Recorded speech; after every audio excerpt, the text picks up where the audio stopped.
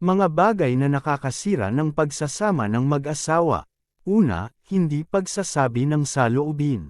Kaya nga nagkakasamaan ng loob ang mag-partner dahil sa hindi nito pagsasabi ng problema.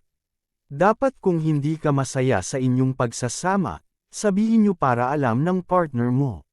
Mag-usap kayo gaya ng mga magkasintahan pa rin kayo. Pag-usapan niyo yung mga hindi maganda at magagandang bagay, huwag kayong magtatago sa isa't isa. Pangalawa, pinapaborin mo ang anak mo kaysa sa partner mo. Nangyayari ang ganito kung isa sa mag-partner nagtalo dahil sa anak. Halimbawa pinagalitan ng tatay ang anak at galit kang sumabat sa partner mo dahil pinaburan mo ang anak mo. At lumalabas na parang pinagalitan mo pa ang partner mo sa ginawa nito sa anak niyo. Hindi maganda ang maidudulot nito sa pagsasama niyo ng partner mo, dahil maaaring maramdaman niya na wala kang respeto sa kanya. Kaya nga kung hindi mo nagustuhan ang ginawa niya sa anak niyo, kausapin mo ng sarili na ng partner mo at huwag sa harap ng anak mo. Dahil kahit gaano pa kabait ang anak may isip niyang kahit ano pala ang gawin niya papaboran mo siya. Pangatlo, walang kabuluhang pag-aaway.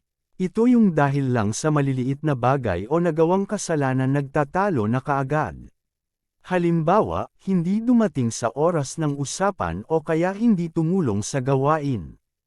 Ang mga ganitong bagay na pag-uusapan naman at nasusolusyonan maging bukas lang ang isip ng bawat isa. Bago mo awayin ang partner mo isipin mo kung worth it ba na awayin mo ang partner mo dahil lang sa maliit na di pagkakaunawaan. Pang-apat, usapin sa pera. Nagkakaroon lang naman ng hindi pagkakaunawaan ang mag-partner kung ang isa iko-question kung saan ginasta yung perang binigay niya. Lalo pa at kinapos sa budget talagang paghahanapan ng partner at dito na magsisimula ang hindi pagkakaunawaan. Dahil mararamdaman ng partner mo na wala kang tiwala sa kanya. Kaya hinay-hinay lang sa pagtatanong dahil baka mas amain niya ang gagawin mo.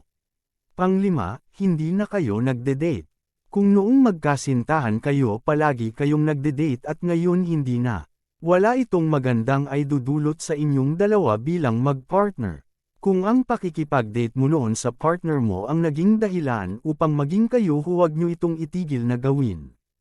I-date nyo ang isa't isa para kahit papaano manariwa ang dating masaya nyong pagmamahalan. Pang-anim, pakikialam ng pamilya. Huwag niyong hahayaang mamagitan sa inyong dalawa ng partner mo ang inyong pamilya lalo na ang mga magulang.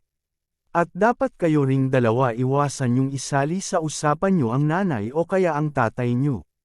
Halimbawa, sinabi mo sa partner na sabi ni mama ganito, ganun o kaya itanong muna natin sa mga magulang ko kung ayos lang sa kanila.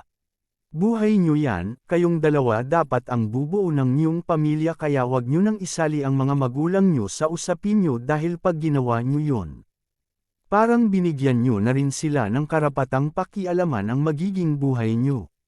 Kaya matuto kayong tumayo sa sarili niyong mga paa at magdesisyon para sa inyong pamilya nang hindi kasali ang inyong mga magulang.